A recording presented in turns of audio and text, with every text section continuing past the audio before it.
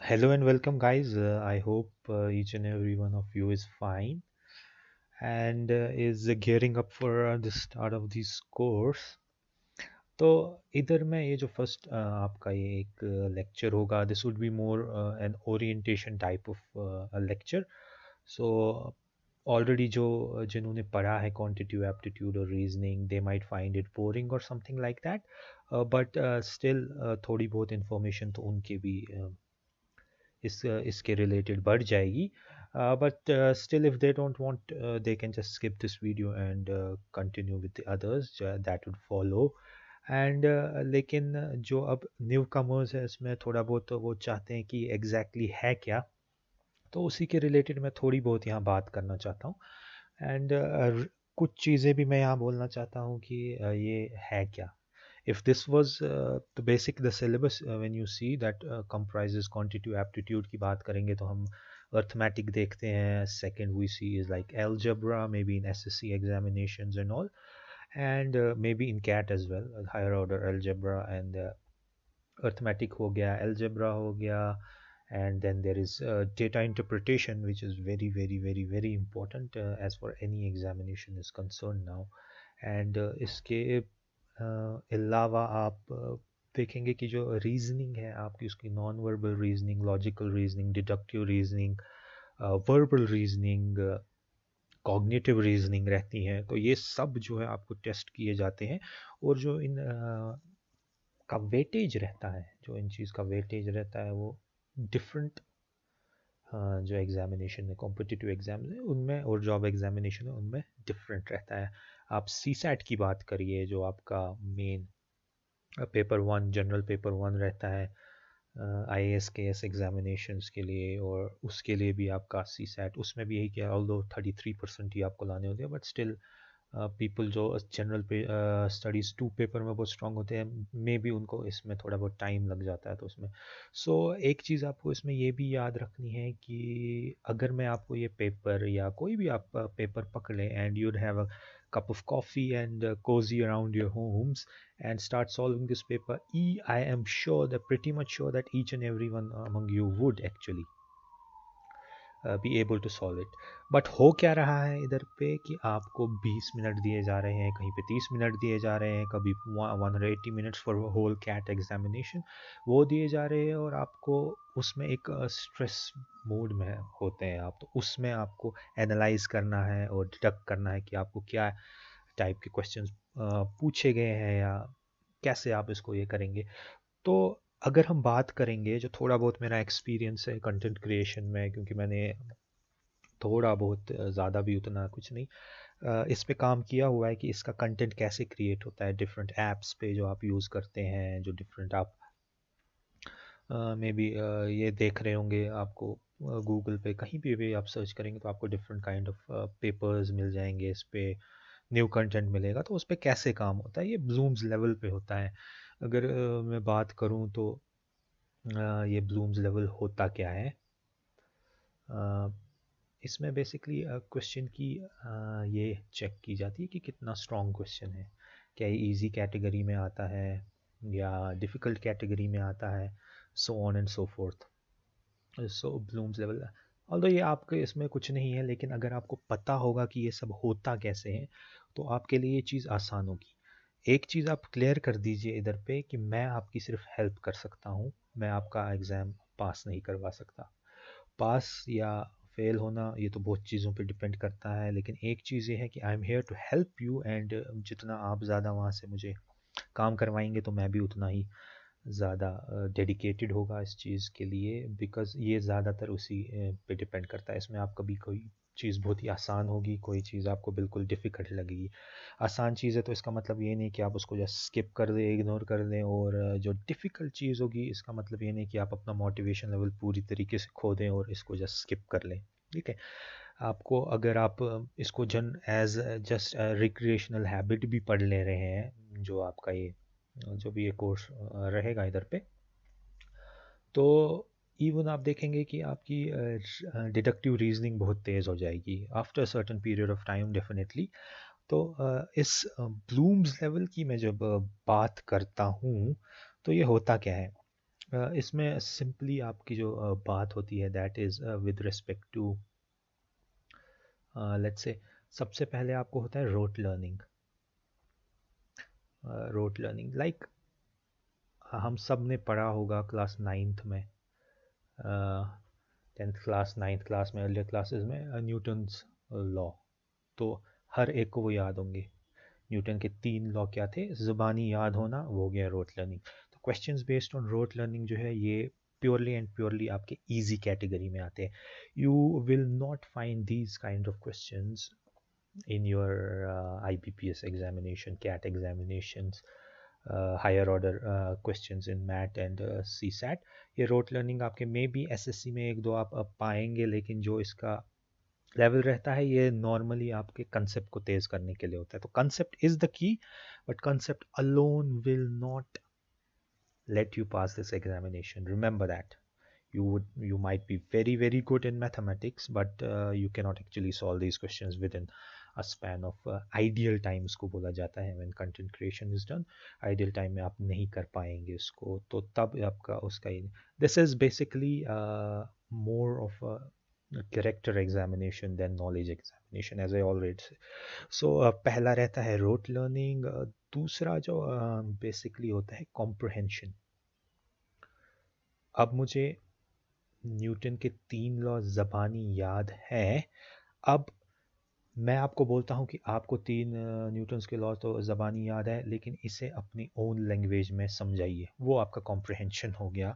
Third would be application part, expect questions based on these. यहाँ से आपका शुरू हो जाता है कि जहाँ से आपका level of higher level of content creation की जो बात होती है, ज़्यादातर आप एप्लीकेशन और इसके नीचे जो है उनमें करते हैं। तो डिफ़िकल्टी लेवल एज आई से you can go through different types of examination. अगर आप चाहते हैं कि मैं डिफरेंट टाइप्स ऑफ एग्जामिनेशन के लिए भी वीडियो बनाए तो डू लेट मी नो। खैर वो आप चेक भी कर सकते हो। एप्लीकेशन से शुरू होता है आपके medium level kind of question, and then application के बाद आपके एनालिसिस होता है।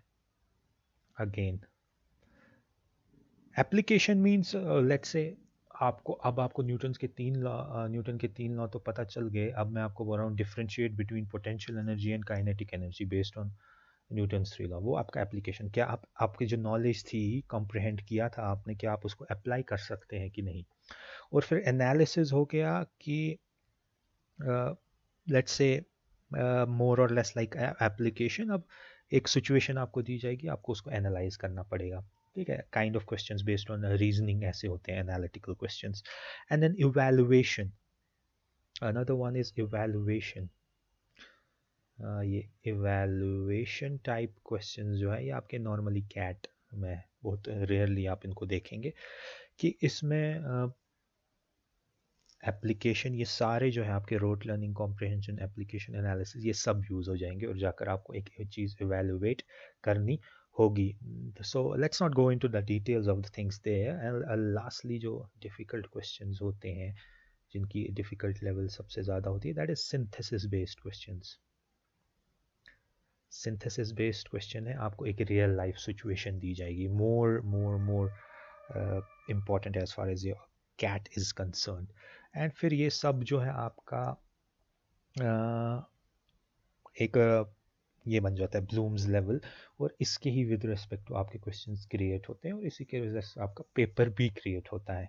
वो कोशिश करते हैं कि नॉर्मली इसी एक फ्रेम में सेटअप हो। ऑल्दो नाउ जो एग्जामिनेशन है वो बहुत अनप्रिडिक्टेबल हो गया और मोर इसमें चेंजेस आ रहे हैं। आप देख रहे हैं कि डेटा इंटरप्रिटेशन क्वेश्चंस अब प्रीलिम्स के ही एग्जामिनेशंस में आ रहे हैं। सो आइडियल टाइम होगा दूसरा कि इनके बेस पर आप कितना टाइम उस क्वेश्चंस को लेंगे, उसी हिसाब से आपका पेपर में ये डाला जाता है। यू शुड एक्सपेक्ट कि आपका पूरा और पूरा पेपर एनालिसिस और एप्लीकेशन बेस्ड नहीं होगा। एनालिसिस और एप्लीकेशन बेस्ड अगर पूरा पेपर हुआ तो आप वो 20 मिनट्स में नहीं कर पाएंगे 20 से ज़्यादा क्वेश्चंस। तो उसमें थोड़े बहुत rote learning, comprehensive based questions भी थोड़े बहुत डाले जाते हैं just to keep it balanced. But I am again saying कि कभी ना कभी ये, और एज जैसे जैसे हम आगे बढ़ रहे हैं the competition is getting increased. तो ये हुआ ये। अब बात करें हम इस सब की Let me just first erase all this, and let's talk about the different types of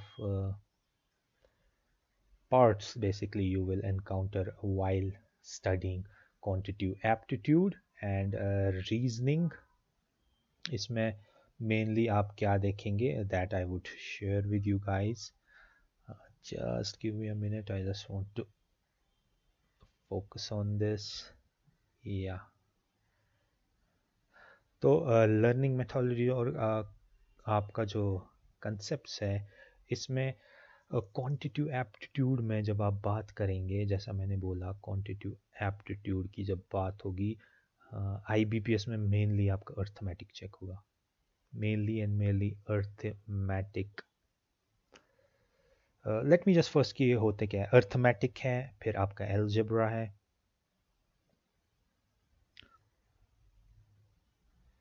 और फिर आपका जियोमेट्री है, और लेट्स से इसमें एक और ये बहुत ज़्यादा इंपॉर्टेंट डेटा इंटरप्रिटेशन। सो अर्थमेटिक पोर्शन आपका ज़्यादातर आईबीपीएस में पूछा जाता है। अर्थमेटिक का मतलब क्या हुआ, आपकी एवरेजेस, आपके counting principles, permutation and combination, advance mathematics, number system इसमें आ जाता है, बेसिक नंबर सिस्टम इसमें आ गया आपका।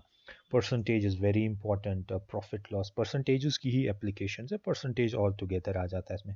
Ratio proportion variations, progression in series, arithmetic series, geometric series, mean median इसका थोड़ा बहुत इसमें रहता है, और सिंप्लीफिकेशन, ये आपका अर्थमेटिक पोर्शन होता है।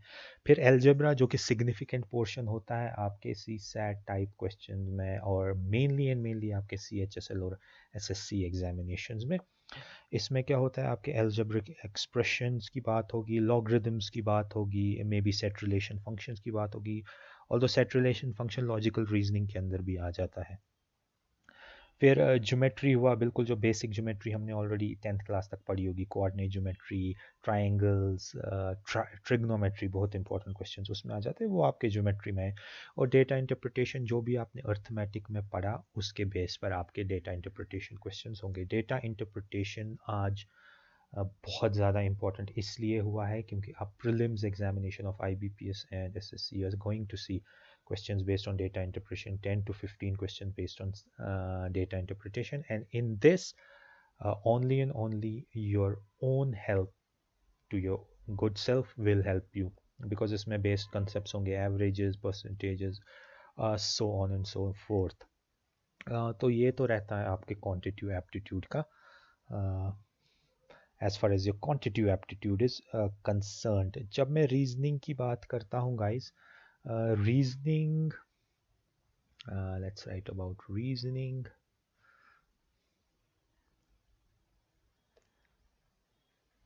Reasoning altogether is based on different. It has a non-verbal reasoning. इसमें आपको figures and all, CSAT में इसका काफ़ी क्वेश्चंस आते हैं। नॉन वर्बल रीजनिंग में इसमें आपके एनालिटिकल पैटर्न्स आ गए, सिमेट्री आ गए, cubes and dice, so on and so for, visual series kind of that, तो वो आपके इसके नॉन वर्बल रीजनिंग में आए। फिर वर्बल रीजनिंग जो है आपकी, वर्बल रीजनिंग, अल्फ़ाबेटिकल टेस्ट, ये वर्बल रीजनिंग जो है this is the reasoning actually जो आपने शायद कभी पढ़ी होगी। इसमें आपने alphabetical testing, letter series, maybe number series, coding, decoding, puzzle test forms a very very important part of your examinations, up 3 to 4, except 3 to 4 puzzles, easy and difficult level puzzles in your mainly these IBPS type of examination, SSC examination, and so fourth. फिर numerical reasoning आ गई, इसमें आप normally arithmetical reasoning होगी, mathematical reasoning होगी, clocks and calendars होंगे आपके, inequalities होंगी, numbers, ये डिफरेंट एग्जामिनेशन में डिफरेंट होते हैं, हमें सब नहीं पढ़ना होता, किसी किसी examination I think barring CAT सब में ये सब नहीं पढ़ना होता। सो कैट जिसको पढ़ना होगा तो they can just personally actually contact me and I would provide them with videos that are slightly of higher level. ठीक है, फिर उसके बाद आपकी एनालिटिकल रीजनिंग है जिसमें आपका decision making, syllogism, very very important, ये चीज़ मैं यहाँ लिख लेता हूँ, analytical reasoning,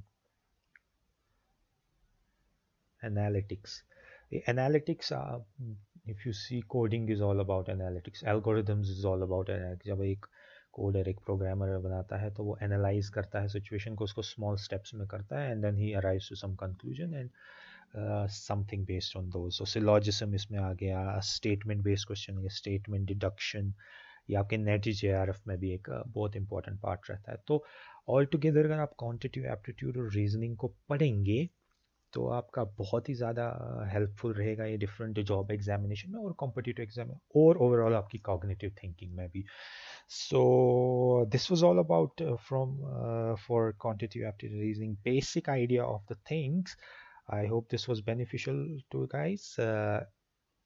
And let's meet in the next lecture, which in which I'm mainly going to start arithmetic portion. Algebra maybe SSC वगैरह के लिए वो हम थोड़ी देर बाद करेंगे. Arithmetic and data interpretation plus reasoning would be my higher priority. वही आप लोगों को चाहिए भी at this stage. So do give me a feedback or something like that, so that I can improve on the things and all. So let's meet in the next lecture, which is going to be hopefully useful to guys.